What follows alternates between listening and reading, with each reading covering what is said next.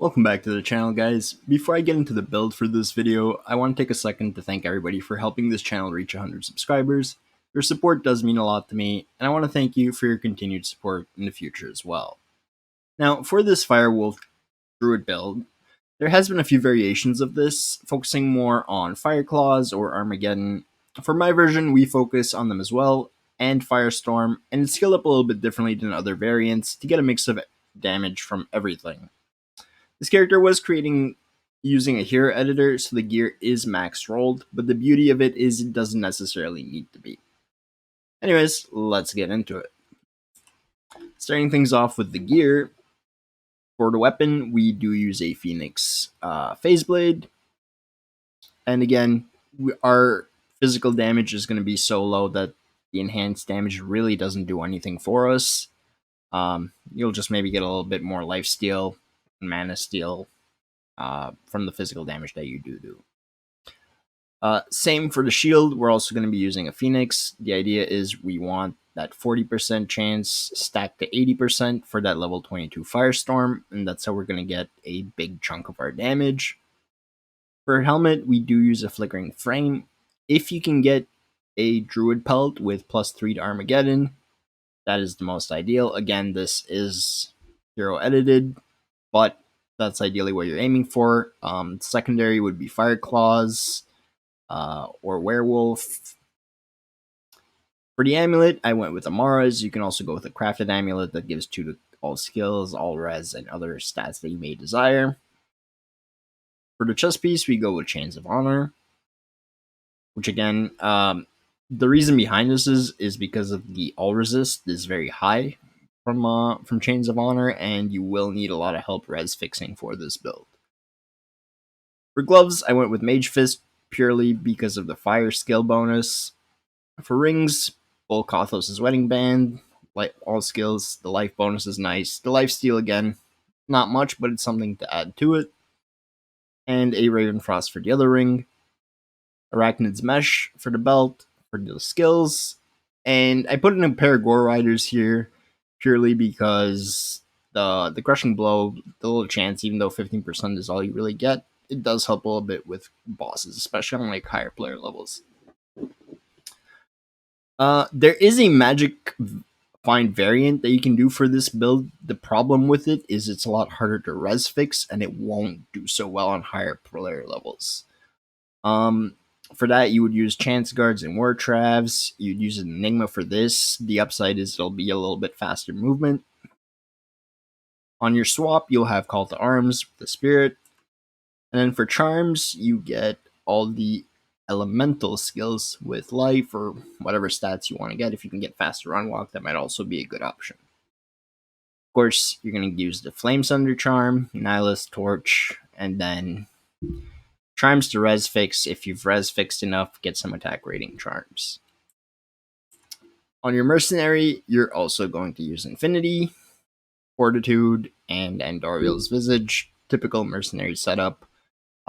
Your options for your mercenary are going to be either Blessed Aim or Might. Might will give you a bit more physical damage, which will help you lifesteal a little bit better. Blessed Aim will help you hit more often, pretty much getting your attack chance to hit everything in the game to almost 95%, and then you'll be proccing Firestorm a lot more. And that's it for the gear. For the stats, you're going to put the minimum strength requirement for the Monarch, minimum dex requirement for the Phase Blade, and the rest into Vitality. And as you can see, the resistances are very, very nice. So you do get up to 95% fire res and 85% lightning res, which are the 2 biggest problems. Now, for the skills, you are going to want to max Werewolf. You're going to put only 1 point into Lycanthropy, 1 into Feral Rage, 1 into Werebear, 1 into Maul, and then you're going to put 1 into Fireclaws. Here, you're going to put 1 point into Firestorm. You're going to max Molten Boulder and Fissure for the Firestorm synergies. 1 point into Volcano, and maxed out Armageddon.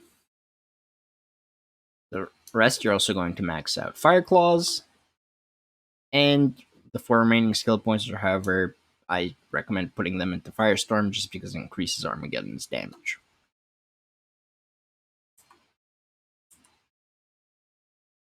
And that's really the only way to really skill up this Druid build.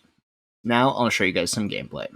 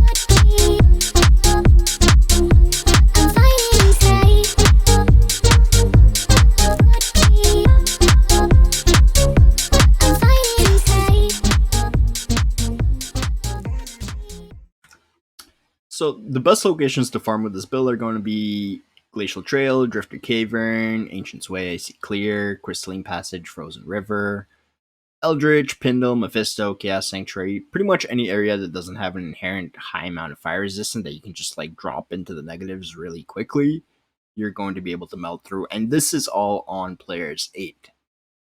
The last thing I want to talk about is the pros and the cons. Starting off with the pros, it's a lot of fun and it's a very flashy build. It can handle players 8 on quite a few of the popular farming areas. It can do all content with the exception of Ubers on up to players 3 or 4. And the MF variant is a little bit faster and can reach magic find percentage of about 250 to 300 area, which is very solid magic find. Also, you don't really have to worry about the Stygian dolls, as you can pretty much tank through them and you're not really going to have any problems. For the cons, the mobility is relatively slow. It's a very, very expensive build due to the amount of high runes it uses. Low defense, so you're going to get hit quite often, although you do have a high amount of life, so it's not really too much of an issue. And the MF variant is a lot harder to res fix and isn't going to be great beyond players 1. Anyways, that's going to be it for this video, guys. If you haven't already done so, make sure to hit that subscribe button to stay tuned in for more Diablo-related content. As always, my social media information will be in the video description below if you want to talk to me or if you want to reach me. Discord's probably the fastest way to do so. Thank you guys so much for watching this video, and I'll see you in the next one.